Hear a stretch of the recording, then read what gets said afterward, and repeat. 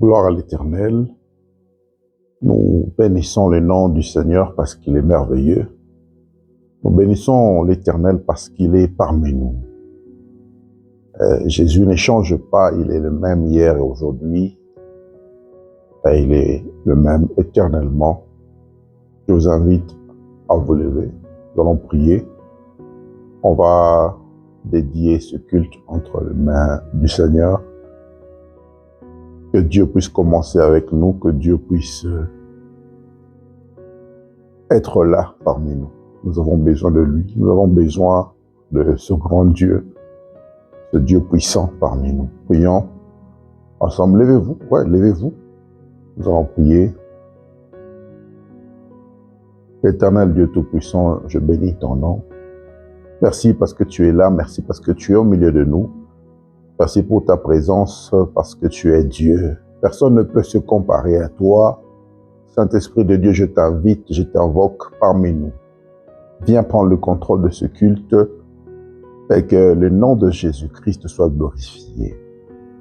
J'anéantis les œuvres du malin, les œuvres du diable, au nom de Jésus. Que toi seul sois le Seigneur qui va régner en ce culte. Que le diable ne puisse pas avoir de place dans ce culte. Au nom de Jésus, nous avons ainsi prié. Amen. Et bien-aimés dans le Seigneur, je vous salue tous. Bienvenue à ce culte de dimanche. Je suis dans la joie d'être là parmi vous. C'est un plaisir, c'est une bénédiction. Dieu est avec nous.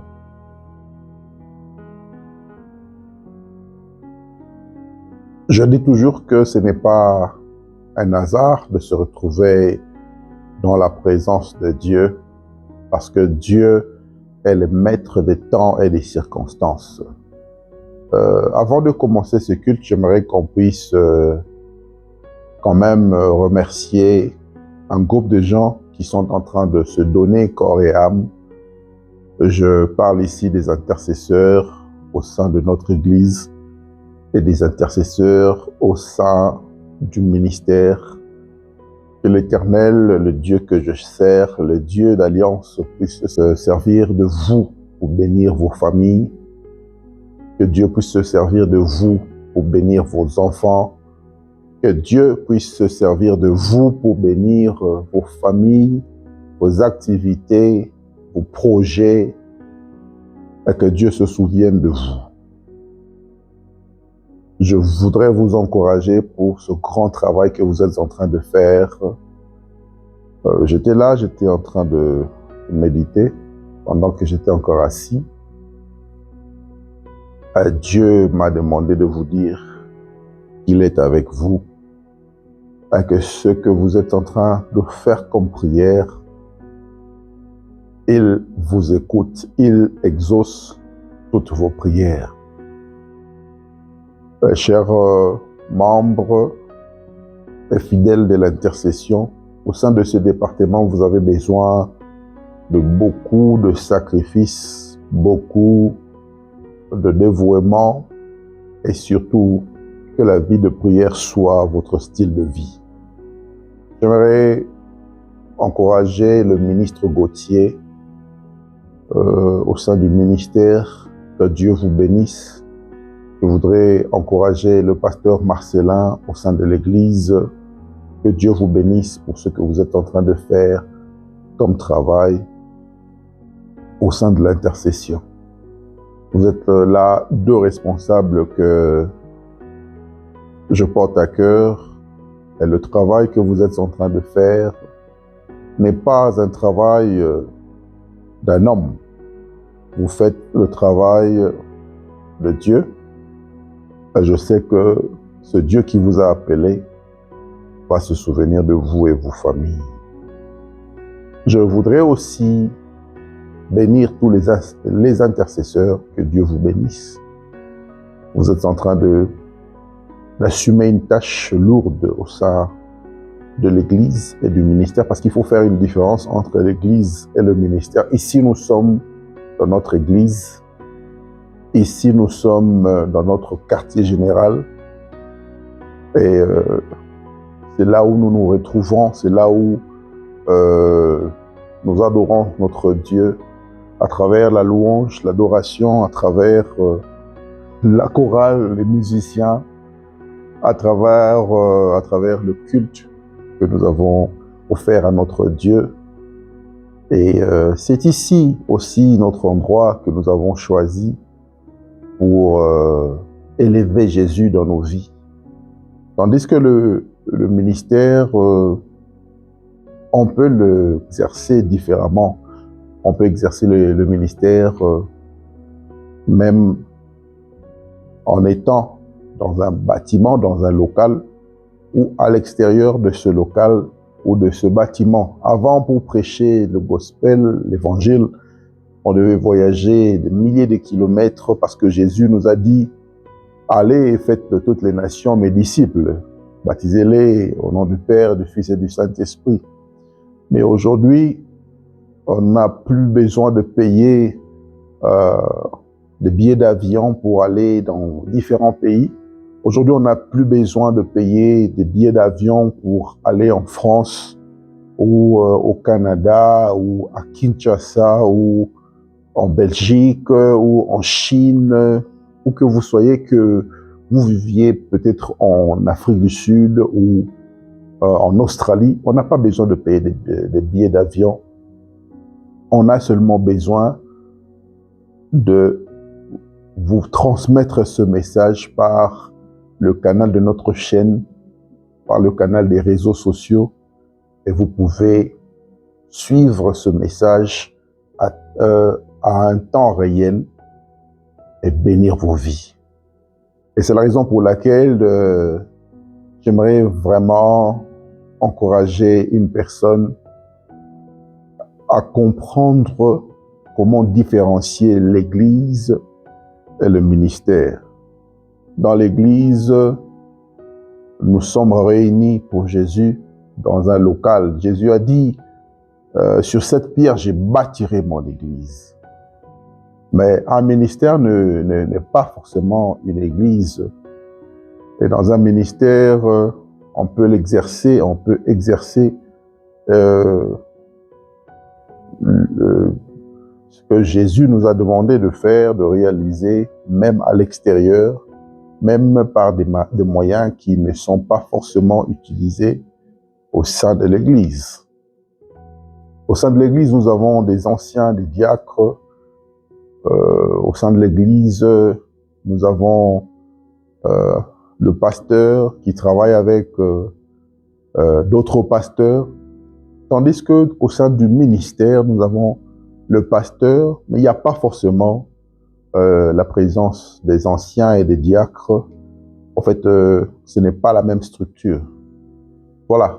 Que Dieu vous bénisse d'être connecté en ce moment, si vous êtes en train de nous suivre dans nos chaînes, à partir des réseaux sociaux, si vous nous suivez sur YouTube, si vous suivez ce culte à partir de Facebook, que Dieu vous bénisse. Si vous faites partie de la plateforme de notre ministère, que Dieu vous bénisse.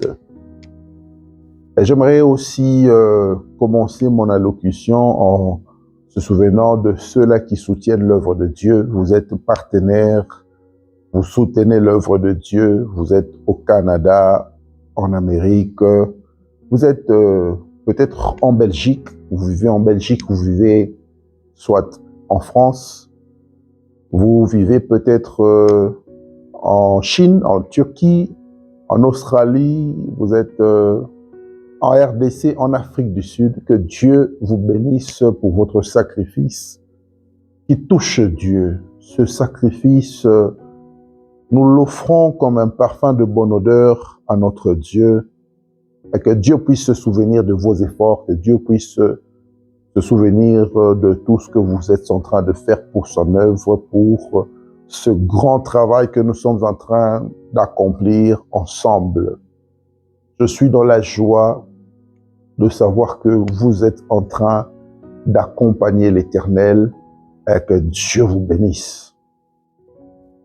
Aujourd'hui, j'aimerais qu'on puisse partager sur un sujet très, très important que j'intitule « Nous marchons par un ensemble de lois différents des lois de ce monde. » Nous marchons par un ensemble de lois, nous marchons par des lois différentes des lois de ce monde. Nous marchons par un ensemble de lois différents des lois de ce monde. Et aujourd'hui, tu es venu pour écouter ce que Dieu veut te dire. Nous allons lire un passage dans le livre de Genèse, chapitre 28, verset 18, et nous allons descendre, mais tu vas lire cela pendant que tu es en train de me suivre. Et je vais te dire de quoi il s'agit. La Bible nous dit que Isaac avait creusé un puits pour chercher de l'eau. L'eau, dans l'époque d'Abraham, l'eau à l'époque d'Isaac et de Jacob était une richesse que tout le monde ne possédait pas. Si tu as des terres, si tu as des maisons, tu devais avoir un puits d'eau qui va rassurer votre survie. Ce n'est pas comme aujourd'hui où nous pouvons entrer dans un supermarché et trouver de l'eau qu'on vend. Cette eau qui est devenue une marchandise aujourd'hui a toujours été une marchandise très précieuse aux yeux des gens qui ont vécu à cette époque. Et dans l'ancien temps, on pouvait même s'engager dans une guerre juste parce qu'on a besoin de protéger cette eau, cette richesse intarissable, cette richesse qui donne la vie. Parce qu'il y a des richesses qu'on peut vendre sans pour autant avoir la vie. On peut vendre de l'or, on peut vendre du diamant, on peut vendre du coltan. Nous qui venons de la RDC, nous sommes bénis par des richesses du sol et du sous-sol. Nous avons bénéficié de cette grâce qui nous cause des problèmes. Notre sous-sol regorge des richesses intarissables. Depuis la nuit des temps, depuis toutes ces années qui sont passées, la RDC est le pays le plus riche du monde qui regorge plusieurs types de minéraux. Ici, je ne parle pas seulement des minéraux, mais je parle aussi des richesses d'autres natures qui ne sont pas nécessairement forcément des minéraux. Et je ne parle pas ici des richesses comme l'or ou du cuivre ou du coltan. Je parle ici de l'eau. Isaac cherchait de l'eau. Et la Bible déclare qu'il a creusé, il cherchait et il a trouvé de l'eau. Mais il s'est passé quelque chose en ce moment-là qu'il avait trouvé l'eau, parce que en fait, cette terre appartenait à son père Abraham, qui était déjà mort. Et lorsqu'Isaac a atteint l'âge de maturité, lorsqu'il a compris enfin que l'eau donnait la vie, lorsqu'il a compris que je ne peux pas vivre sans l'eau, il a commencé cette démarche à la recherche de l'eau. Est-ce que je suis en train de m'adresser à une personne? Et à la recherche de l'eau, Isaac a trouvé un puits. Malheureusement, il s'est passé quelque chose. La Bible déclare que les Philistins sont venus réclamer cette eau. Isaac, tu n'as pas le droit de creuser ici. Cette eau nous appartient. Ce puits nous appartient. Et Isaac, avec toute humilité, avec la paix que nous avons souvent en tant qu'enfants de Dieu, avait décidé de laisser ce puits pour aller vers un autre. Et en arrivant en ce lieu, à ce nouvel endroit, il a commencé à creuser. Il a creusé, il a creusé, il a creusé, et il a trouvé de l'eau. Il a commencé un autre puits. Et la Bible nous dit que les Philistins, ses ennemis qui ne laissent pas le peuple de Dieu tranquille, sont encore venus. Ils sont venus pour puiser ce eau. Ils sont venus pour confisquer ce puits. Ils sont venus lui dire que tu n'as pas le droit de posséder ce qui nous appartient. Isaac, qui était un homme de paix, avait décidé de quitter cet endroit pour aller vers un autre endroit. En bref, j'aimerais dire à quelqu'un que à chaque fois qu'Isaac trouvait de l'eau, il y avait toujours des gens qui venaient lui dire que cette eau nous appartient, tu n'as pas le droit de creuser ici, tu n'as pas le droit de réclamer que ce puits t'appartient. Et en fin de compte, Isaac avait décidé d'aller à un endroit qui était plus calme. Il avait décidé d'aller à un endroit que les gens n'allaient pas forcément exploiter. C'était un endroit sèche. C'était sèche, pourquoi? Parce que c'était désert, c'était vraiment un endroit que les gens n'aimaient pas fréquenter. Vous savez, lorsque Dieu a appelé Abraham, il voulait à un certain moment, à un certain point, que Abraham puisse se séparer de Lot. Et Abraham, qui avait appelé son frère Lot, en lui disant que, écoute mon frère, on doit se séparer. Et choisis la direction où tu veux aller. Si tu vas à l'est, j'irai à l'ouest. Si tu vas au nord, j'irai au sud.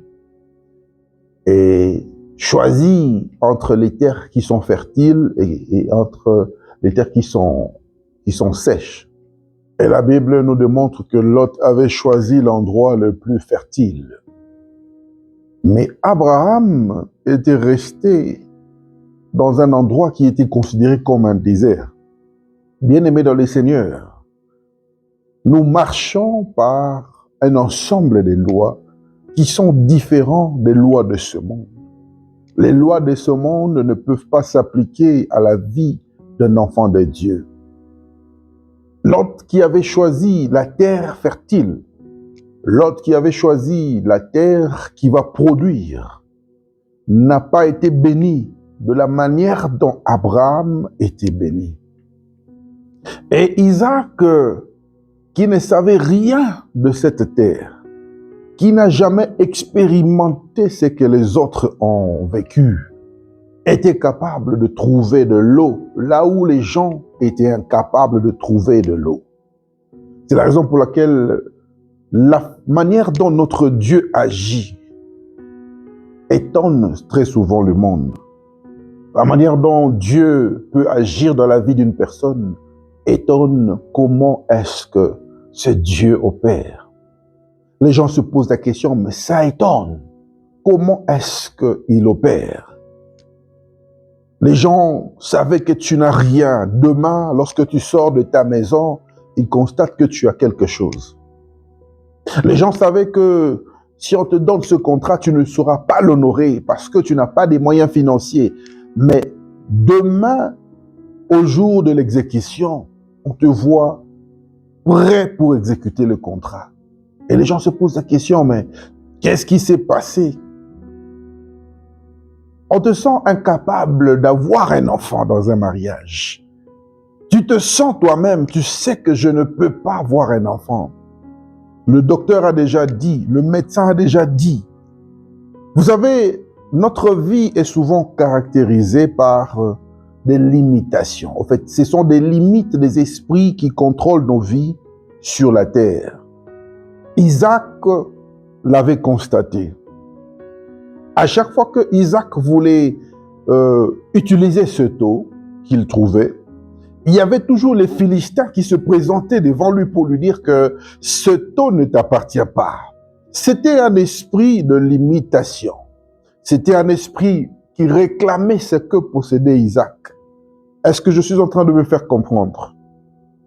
C'est aussi cet esprit qui dérange la vie de plusieurs personnes aujourd'hui. C'est le même esprit qui dérangeait Abraham. Abraham avait grandi. Dieu lui avait donné des promesses qu'il aura beaucoup d'enfants, qu'il serait père d'une multitude. Mais jusqu'à un âge avancé, Abraham n'avait pas d'enfants.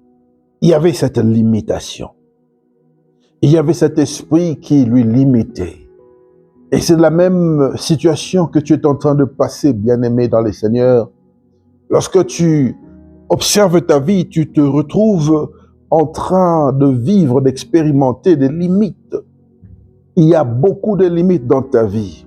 Il y a beaucoup de choses qui t'empêchent d'aller en avant. Il y a plusieurs choses qui t'empêchent de progresser.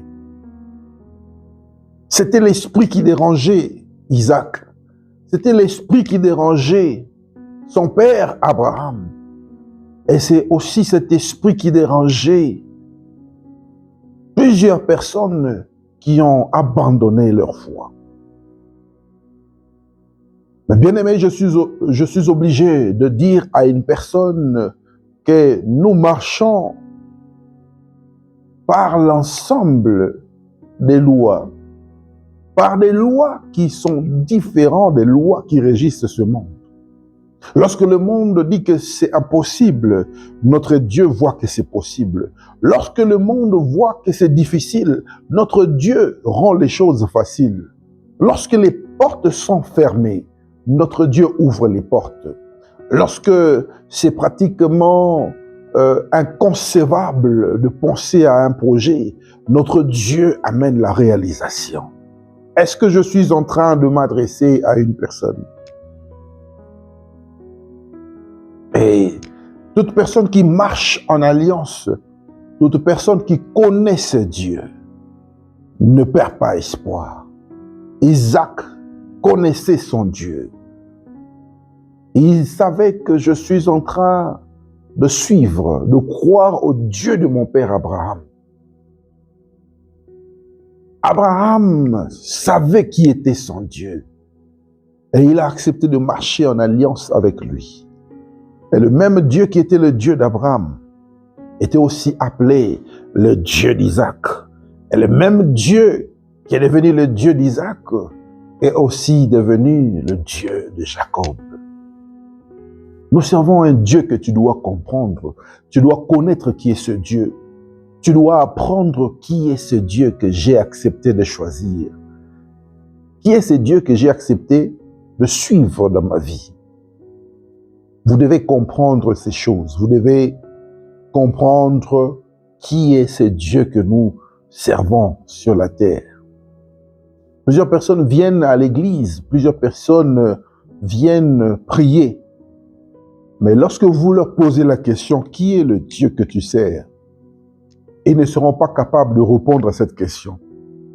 Certaines personnes se donnent dans la vie de prière, mais ne comprennent pas quelle est cette force qui leur motive à prier, à chercher la face de Dieu. Et tu dois comprendre qui est ce Dieu dans ta vie. Le Dieu que je suis en train de te prêcher, il est le Dieu d'Abraham, il est le Dieu d'Isaac, il est le Dieu de Jacob. Il est celui qui fait des choses impossibles aux yeux des hommes. Ce Dieu fait des choses qui dépassent le monde. Écoute, bien-aimé dans le Seigneur, j'aimerais m'adresser ici à une personne qui voit des choses seulement à un angle physique. Je suis en train de m'adresser ici à ceux-là qui voient les choses seulement à un aspect physique. Écoute, tu peux rater l'homme de ta destinée parce que tu n'arrives pas à saisir le message de Dieu pour ta vie. Tu peux rater l'homme de ta destinée parce que il n'a pas encore les moyens nécessaires pour t'épouser. Tu peux rater la femme de ta vie parce que toi, ce que tu cherches, c'est d'épouser une femme qui a des moyens financiers. Tu peux rater le mari de ta vie parce que ce que tu cherches, c'est quelqu'un qui a une maison, quelqu'un qui a une voiture ou des voitures, quelqu'un qui a une entreprise, quelqu'un qui est stable.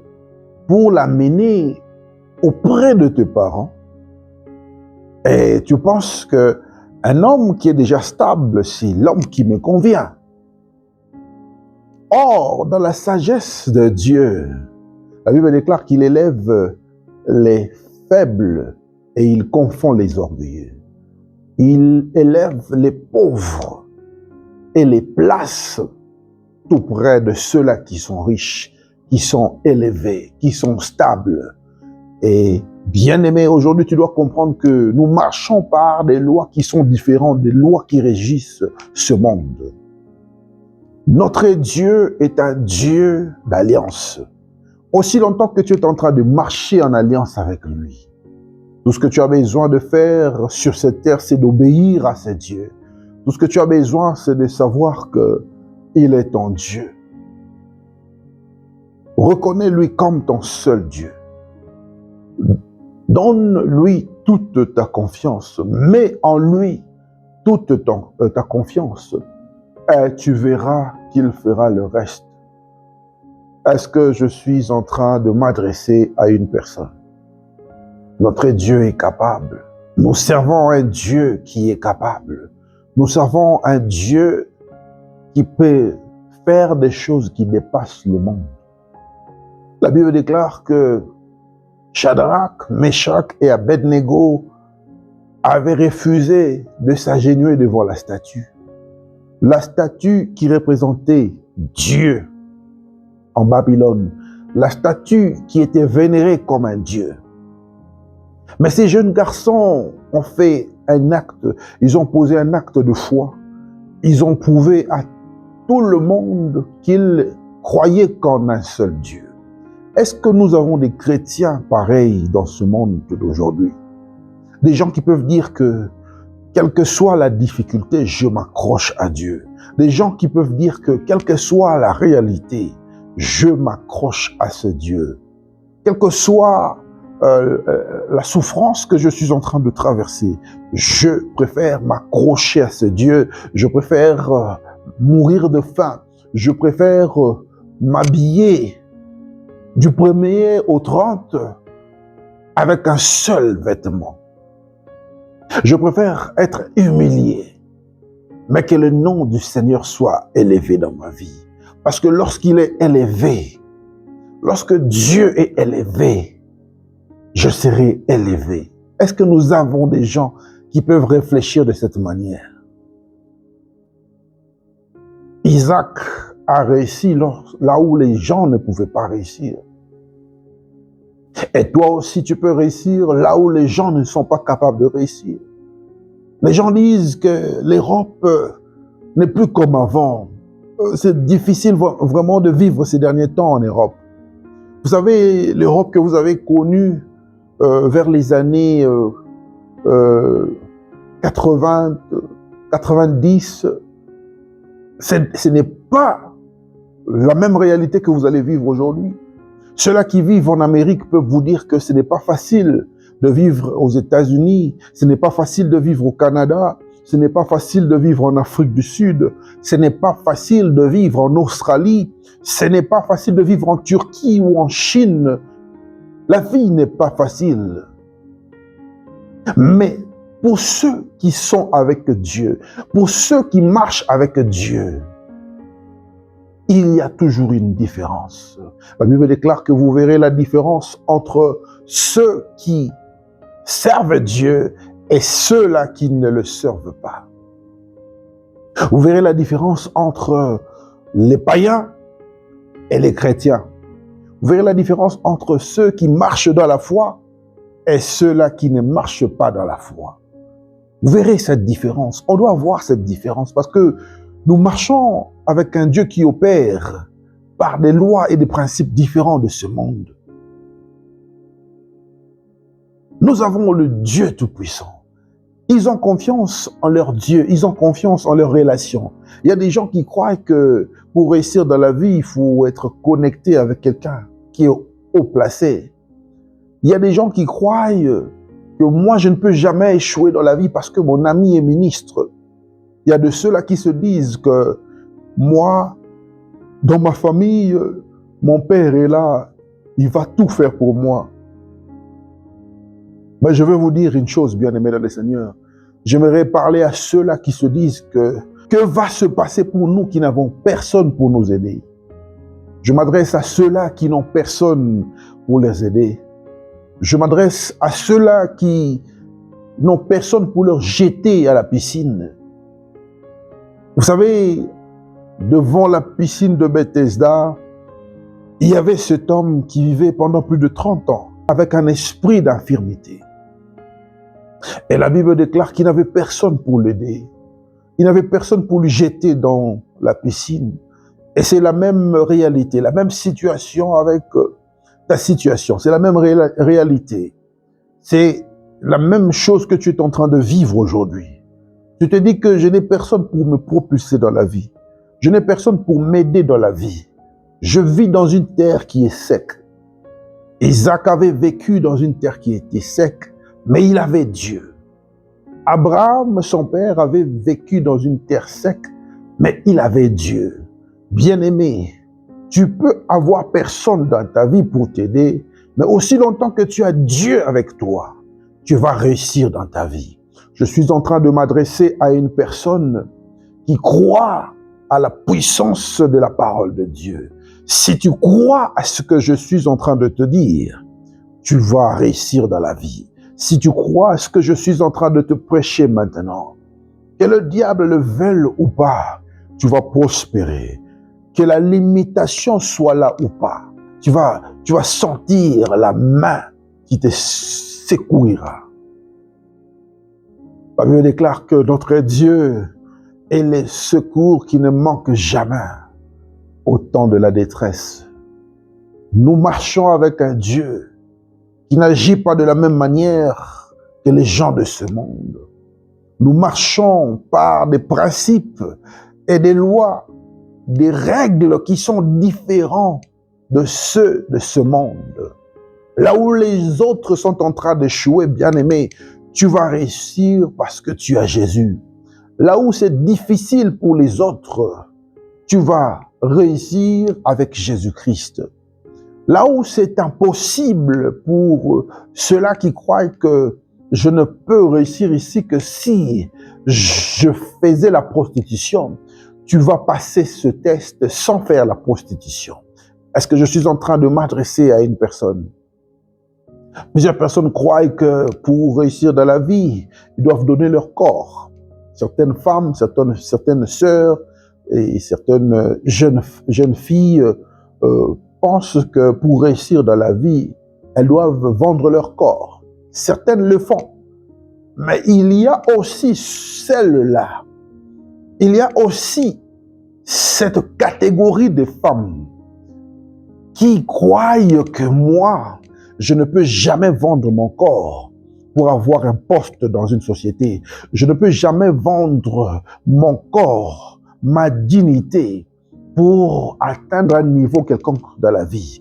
Bien-aimés dans le Seigneur, nous servons un Dieu qui agit différemment, qui opère différemment. Et ce Dieu peut te faire grâce. Ce Dieu peut changer ta vie. Il peut transformer ta situation. Il peut transformer la situation de ta famille. Il peut transformer la situation de tes enfants. Si seulement tu peux comprendre l'importance de cette alliance que tu as bâtie avec ce Dieu. Et Shadrach, Meshach, Abednego avaient refusé de s'agenouiller devant la statue. Comme il s'était passé au temps d'Isaac, comme ça s'est passé à ce temps qu'Isaac cherchait de l'eau dans un puits, la Bible déclare qu'ils sont allés accuser Shadrach, Meshach et Abednego devant le roi. Ils sont allés accuser Shadrach, Meshach et Abednego devant le roi. Pour lui dire que, roi, tu avais décrété quelque chose. Mais voici que ces gens n'obéissent pas à ce décret. Voici que ces gens n'écoutent pas ce que tu avais prévu. Et moi, je les appelle des accusateurs. Bien-aimé, quels que soient les accusateurs qui se lèvent dans ta vie aujourd'hui, tu vas réussir que le diable le veuille ou pas.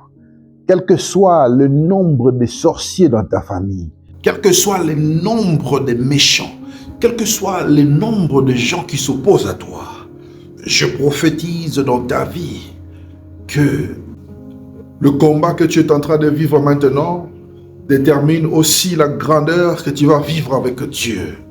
Quels que soient les sorciers de ta famille, tu vas réussir dans la vie. Bien-aimé dans le Seigneur, quelle que soit la limitation, le monde des ténèbres a établi des lois. Le monde des ténèbres a établi des limites, des limitations. Ils sont en train de réclamer ce qui t'appartient, comme ils l'ont fait avec Isaac, comme ils l'ont fait avec Joseph, comme ils l'ont fait avec Abraham. Ils sont en train de faire la même chose dans ta vie. Je suis en train de m'adresser à une personne. Je m'adresse à une situation qui ne change pas dans ta vie. Je m'adresse à cette maladie. Je m'adresse à cette bénédiction que tu es en train de chercher. Au nom de Jésus, que les choses changent maintenant. Au nom de Jésus-Christ, que les choses changent maintenant. Que ta vie ne soit plus la même. Que ta vie ne soit plus la même. Que ta vie ne soit plus la même au nom de Jésus. Et Lot avait choisi la terre la plus fertile. Tu peux vivre la fertilité aujourd'hui. Même si tu es dans une terre sec. Parce que Abraham vivait dans une terre qui ne produisait pas. Isaac, son fils, avait trouvé de l'eau là où les autres avaient échoué. C'est pourquoi il ne faut jamais faire les choses parce que celui-là avait fait. Il ne faut jamais suivre la masse parce que la masse n'a pas d'identité. La masse n'a pas de repères. Ne fais pas le business parce que l'autre est en train de réussir dans ce business. Ne fais pas ses affaires parce que c'est dans la mode dans notre pays. Parce que tout le monde doit aller en Chine. Parce que tout le monde doit aller en Turquie. Il faut faire les choses selon le plan de Dieu, selon la révélation que tu as reçue de Dieu. Est-ce que je suis en train de m'adresser à une personne? Parce que notre Dieu agit différemment de la manière dont les gens de ce monde agissent. Lorsqu'il dit un mot, la chose s'accomplit. Même lorsque les situations ne sont pas favorables, parce que c'est la parole de Dieu, cela doit s'accomplir. Est-ce que je suis en train de m'adresser à une personne? Alors ce que tu dois faire aujourd'hui, c'est de croire en ce Dieu. C'est de croire que ce Dieu peut te guérir. C'est de croire que ce Dieu peut te délivrer. C'est de mettre en lui toute ta confiance. Même lorsque tu ne comprends rien. Même lorsque les situations n'ont aucun sens dans ta vie. Tu dois te dire que Dieu est avec moi. Tu dois te dire que même dans cette situation difficile, même dans cette souffrance, même dans cette douleur, Dieu est avec moi. Si les autres ont échoué, je réussirai au nom de Jésus. S'il y a des femmes qui n'arrivent pas à avoir des enfants, j'aurai des enfants. Car rien n'est impossible à ce Dieu. Malgré l'âge qui est avancé, malgré les difficultés, malgré les limitations, malgré les lois établies, malgré le rapport des médecins, rien n'est impossible à ce Dieu, car je crois en lui et je mets en lui toute ma confiance. Bien-aimé dans le Seigneur, Dieu est capable de te sauver. Dieu est capable de te guérir. Dieu est capable de te bénir. Dieu est capable de te délivrer. Si tu crois à cette parole, dis après moi gloire au Seigneur Jésus. Tu vas dire après moi gloire au Seigneur Jésus. Ne me regardez pas. Dites après moi gloire au Seigneur Jésus-Christ. Est-ce que je suis en train de m'adresser à une personne? Est-ce que quelqu'un m'écoute? Je connais quelqu'un qui était délaissé. Je connais quelqu'un qui était abandonné. Je connais quelqu'un qui a vécu le calvaire, la difficulté. Je connais quelqu'un qui pleurait comme toi. Cette personne se lamentait de sa situation, se posait des questions, il s'est retrouvé en tant qu'esclave, il s'est retrouvé en tant que prisonnier. Et il voulait savoir, mais qu'est-ce qui se passe dans ma vie? Et cette personne s'appelle Joseph. Joseph qui était vendu par ses propres frères. Bien-aimé dans le Seigneur, des fois, tu peux être trahi, tu peux traverser des moments difficiles. Et tu cherches Dieu dans ta vie. Tu cherches à comprendre qui est ce Dieu. Où est ce Dieu? Est-ce qu'il est là? Est-ce qu'il est avec moi? Est-ce qu'il écoute mes prières? J'aimerais te dire que Dieu écoute ta prière. Dieu exauce ta prière. Dieu est capable, car il agit toujours. Il n'a pas encore cessé d'agir dans la vie de ses enfants. Mais sa manière de faire les choses ne ressemble pas à la manière dont tout le monde lui a expérimenté. Si l'autre s'est marié à 20 ans, tu peux aussi te marier à l'âge de 25 ans. Si l'autre a été béni à 19 ans, tu peux aussi être béni à l'âge de 35 ans. Si pour certaines personnes, il a agi lorsqu'ils avaient atteint 50 ans, Dieu est capable d'agir dans ta vie alors que tu es en train de totaliser 18 ans. Je connais des gens qui ont acheté des maisons à l'âge de 18 ans. Je connais des gens qui ont acheté des voitures à l'âge de 18 ans. Mais certaines personnes se disent, mais si Dieu a béni ces gens à 18 ans, et moi qui ai déjà totalisé 50 ans, moi qui ai déjà totalisé 55 ans, que dois-je faire pour palper cette bénédiction? Est-ce que ces gens touchent les vêtements de Jésus?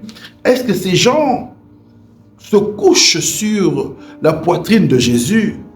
Est-ce que ces gens prient le même Dieu que nous prions? Bien-aimé, je suis venu t'apporter une bonne nouvelle pour te dire que ce Dieu ne change pas. Je suis venu t'apporter une bonne nouvelle pour te dire que il est le même Dieu, il est le même hier, aujourd'hui et éternellement. Il ne change pas. Ce Dieu ne change pas. Le Dieu que nous servons ne change pas. Le Dieu de Christ Oyakilome ne change pas. Le Dieu de Joël Million ne change pas. Le Dieu d'Alliance ne change pas. Est-ce que je suis en train de m'adresser à une personne? C'est la raison pour laquelle je voudrais que tu puisses mettre toute ta confiance en ce Dieu. Car ce Dieu ne va jamais t'abandonner. Ce Dieu ne peut jamais te trahir. De la même manière qu'il a délivré Shadrach, Meshach et Abednego, il peut aussi te délivrer. Lorsque les gens souhaitent de te voir mourir, Dieu vient te secourir. Lorsque tes ennemis te jettent dans la fournaise, Dieu envoie une quatrième personne pour te secourir. Lorsque les gens qui combattent ta vie te jettent dans le trou de lion, dans la fosse au lion, Dieu se manifeste lui-même en tant que le lion pour t'épargner parmi les lions. C'est pourquoi je suis en train de m'adresser à une personne. Que cette situation ne va pas te tuer, que cette maladie ne va pas te tuer, que cette pauvreté ne va pas te tuer, que cette difficulté ne va pas te tuer. Au nom puissant de Jésus-Christ. J'aimerais que tu puisses te lever, on va prier. Nous allons bénir Dieu pour ce moment favorable que nous avons passé dans sa présence. Bénis le nom de Dieu, Père, nous te bénissons. Merci parce que tu es Dieu, merci parce que tu ne changes pas. Merci, Père, parce que tu as manifesté ta puissance parmi nous. Merci pour ta parole. Merci pour le Saint-Esprit qui est en action dans nos vies. Merci, Père, parce que tu ne changes pas. Nous te disons merci, nous te disons merci, nous te disons merci. Nous te disons merci parce que tu es le Tout-Puissant. Nous te disons merci parce que tu es le Tout-Puissant. Tu ne changes pas. Tu es le même hier, aujourd'hui et éternellement. Béni soit ton nom parce que tu es Dieu. Béni soit ton nom parce que tu ne changes pas. Sois loué, sois glorifié, sois exalté. Je bénis ton nom, Père. Je bénis ton nom, Père. Je bénis ton nom, Père, au nom puissant de Jésus. Écoute, bien-aimé, tu vas prier maintenant contre tous les accusateurs de ta vie.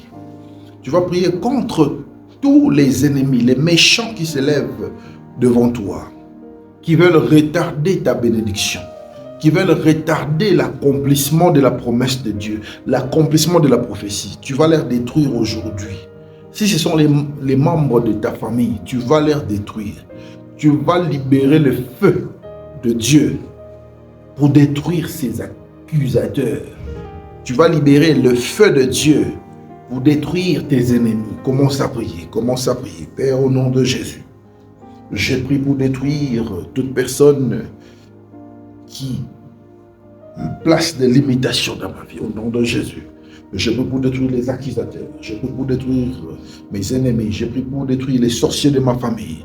Je prie pour détruire tous ceux-là qui mettent des limitations dans ma vie. Les lois établies, je détruis cela au nom de Jésus. Au nom de Jésus, je détruis toute personne qui combat ma vie. Je libère le feu de Dieu. Je libère le feu du Saint-Esprit. Que le feu du Saint-Esprit détruise maintenant toute puissance de l'ennemi. Que le feu du Saint-Esprit détruise les esprits de limitation. Je détruis les esprits de limitation. Je détruis les esprits de blocage. Je détruis les esprits de freinage au nom de Jésus. Soyez détruits au nom de Jésus. Je vous détruis au nom de Jésus. Je vous détruis au nom de Jésus. Je vous détruis au nom de Jésus. Je vous détruis au nom de Jésus. Je vous détruis au nom de Jésus. Je vous détruis au nom de Jésus. Soyez détruits au nom de Jésus-Christ. Je vous détruis au nom puissant de Jésus. Soyez détruits maintenant. Soyez détruits maintenant. Bien-aimés, prie. Bien-aimés dans le Seigneur, prie. Bien-aimés dans le Seigneur, prie. Bien-aimés dans le Seigneur, prie. Prie, bien-aimé. Prie, bien-aimé. Détruis les œuvres de l'ennemi. Père, je suis en train de détruire les alliances sataniques. Je détruis les alliances sataniques dans ma vie. Les alliances sataniques qui opèrent dans ma vie. Les alliances sataniques qui dérangent ma vie. Je détruis cela maintenant. Je détruis cela maintenant. Au nom puissant de Jésus. Que les alliances sataniques soient détruites. Que les alliances sataniques soient détruites. Que les alliances sataniques soient détruites. Au nom de Jésus, je détruis les alliances sataniques. Je détruis les alliances sataniques. Je détruis les alliances sataniques. Au nom de Jésus, je détruis les activités du monde des ténèbres contre ma vie. Les lois établies, je vous détruis maintenant. Les limitations, je vous détruis maintenant. Les réclamations sataniques, je vous détruis maintenant. Au nom de Jésus, tout esprit de réclamation satanique, tout esprit de limitation, tout esprit de blocage, tout esprit qui influence les lois établies dans ma vie, je détruis cela au nom de Jésus. Je détruis cela au nom de Jésus. Je détruis cela au nom de Jésus. Prie bien-aimé dans le Seigneur. Prie bien-aimé dans le Seigneur. Prie bien-aimé dans le Seigneur. Prie bien-aimé dans le Seigneur. Prie bien-aimé dans le Seigneur. Prie, prie, prie pour détruire les œuvres de l'ennemi. Prie au nom de Jésus. Père, je détruis les esprits de limitation, les esprits de blocage, de freinage dans ma vie. Je les détruis au nom de Jésus. Je les détruis au nom de Jésus. Je les détruis au nom de Jésus. Je les détruis au nom de Jésus. Soyez détruits maintenant. Je vous détruis par le feu. Je vous détruis par le feu du Saint-Esprit. Je vous détruis par le feu du Saint-Esprit. Je vous détruis par le feu du Saint-Esprit. Que le feu du Saint-Esprit descende maintenant afin de détruire les œuvres de l'ennemi. Que le feu du Saint-Esprit descende maintenant. Je libère le feu du Saint-Esprit. Je libère le feu du Saint-Esprit afin de détruire, de consumer les réclamations, de consumer les limitations, de consumer les blocages, de consumer les lois établies, de consumer les prisons spirituelles. Je détruis les prisons spirituelles maintenant. Je détruis les prisons spirituelles maintenant. Je détruis les prisons spirituelles maintenant. Je détruis les prisons spirituelles maintenant. Au nom puissant de Jésus, je détruis les prisons spirituelles. Au nom puissant de Jésus, je détruis les prisons spirituelles. Au nom puissant de Jésus, je détruis les prisons spirituelles. Je détruis cela au nom de Jésus. Je détruis cela au nom de Jésus.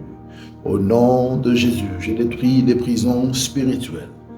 Au nom de Jésus, je détruis les prisons spirituelles. Au nom de Jésus, je détruis les prisons spirituelles. Au nom puissant de Jésus-Christ. Écoute, tu vas garder silence maintenant, je vais prier pour toi. Père, au nom de Jésus-Christ, je recommande ton peuple entre tes saintes mains. Que tes enfants soient sous ta couverture et ta protection divine. Père, que la puissance de l'imitation, que la puissance de réclamation, que la puissance de prison spirituelle soit détruite maintenant, anéantie au nom de Jésus. Je vous détruis au nom de Jésus. Je vous anéantis au nom de Jésus. Le règne de terreur de l'ennemi est anéanti maintenant. Père, je te confie tes enfants. Marche avec tes enfants dans l'alliance. Toi qui es le Dieu d'alliance, marche avec ton peuple dans l'alliance. Et que le diable soit humilié. Enlève dans leur vie les humiliations. Enlève de leur vie les blocages. Enlève de leur vie les freinages. Enlève la puissance des prisons spirituelles. Que la puissance des prisons spirituelles tombe maintenant. Père, je suis en train de prier aujourd'hui en tant que ton serviteur pour que tu puisses faire entrer tes enfants dans leur destinée. À partir d'aujourd'hui, je te fais entrer dans une nouvelle époque. Je te fais entrer dans un nouveau chapitre, dans une nouvelle histoire de ta vie. Au nom de Jésus-Christ, que la mort s'éloigne de ta vie, que la maladie s'éloigne de ta vie, que l'échec s'éloigne de ta vie, que la pauvreté s'éloigne de ta vie au nom de Jésus. Amen. Voilà, écoute, bien-aimé dans le Seigneur, l'Esprit de Dieu est en train de circuler dans cette salle. Et j'aimerais que tu sois concentré pendant que je suis en train de donner les annonces. J'aimerais commencer par Mission Afrique, qui est un projet que nous venons de lancer, qui consiste à prêcher l'évangile en Afrique. Nous allons prêcher cette bonne nouvelle à ceux-là qui vivent en RDC et à ceux-là qui vivent en Afrique du Sud. Nous allons commencer par la RDC et l'Afrique du Sud. Et c'est la raison pour laquelle nous t'invitons. Nous invitons toute personne de bonne volonté à bien vouloir soutenir ce projet qui est dénommé Mission Afrique. Bien-aimé dans le Seigneur, tu dois comprendre que l'or et l'argent appartiennent à Dieu. Et lorsque tu soutiens l'œuvre de Dieu, tu soutiens parce que tu es en train de poser un acte de foi. C'est une transaction spirituelle parce que, au fait, cet argent ne te revient pas. Cet argent appartient à Dieu. C'est Dieu qui te l'a confié. Et lorsqu'il a besoin de cet argent, lorsqu'il veut utiliser cet argent sur la terre, sois disponible d'obéir à la voix de Dieu. Nous avons besoin de ton soutien financier. Ce projet a besoin de l'argent pour être exécuté. Et grâce à ta contribution, nous allons réaliser ce projet. Et la deuxième annonce consiste à vous inviter à vous engager au sein du ministère. Je félicite tous ceux-là qui sont déjà engagés au sein de notre ministère, tous ceux-là qui sont déjà en train d'assumer des responsabilités dans des départements différents. Nous avons plusieurs départements qui sont disponibles au sein de notre ministère. Nous avons le département d'intercession, d'évangélisation, de communication, de social, de suivi. Nous avons l'hospitalité, nous avons l'administration et nous avons aussi le partenariat. Si vous voulez travailler pour votre Dieu, exercer des fonctions au sein de notre ministère, notre église aussi, n'hésitez pas de nous contacter et nous allons vous conseiller sur la voie à suivre. Nous allons vous donner des repères et un guide pour vous aider à servir Dieu. Et en fin de compte, j'aimerais aussi m'adresser à ceux-là qui ont apporté leurs dîmes, leurs offrandes, leurs actions de grâce ou encore leurs contributions. Si vous êtes là, vous allez seulement toucher votre offrande. Touchez votre offrande si vous êtes là. Il y a le speed point, donc là où vous pouvez swapper votre carte au sein du culte. Les protocoles vont vous amener la machine. Vous allez swapper votre carte. Si vous voulez swapper votre carte, on va prier. On va prier. Père, au nom de Jésus, je bénis l'offrande, la dîme, l'action de grâce, le partenariat d'une personne en ce moment. Toi qui donnes la sémence au semeur, je prie pour que tu puisses multiplier au centuple ce que tes enfants ont amené. Au nom de Jésus, je bénis leur vie, je bénis leur famille, je bénis leur mariage, leur projet, leur travail, leurs finances au nom de Jésus. Qu'ils soient bénis, que la maladie s'éloigne de leur cœur, que la maladie s'éloigne de leur corps, que leur vie soit protégée, que la mort s'éloigne de leur porte, de leur maison, de leur famille, de leurs enfants, de leur travail, de leurs finances au nom de Jésus. Je bénis ta vie. Je vous bénis tous au nom de Jésus-Christ. Tu peux donner dans la paix et dans la joie du Seigneur et nous allons partager le bonheur. Oui, le bonheur et la grâce m'accompagneront tous les jours de ma vie et j'habiterai dans la maison de l'Éternel jusqu'à la fin de mes jours, car c'est à toi qu'appartient le règne, la puissance et la gloire pour le siècle des siècles. Amen. Que Dieu vous bénisse, que Dieu soit avec vous.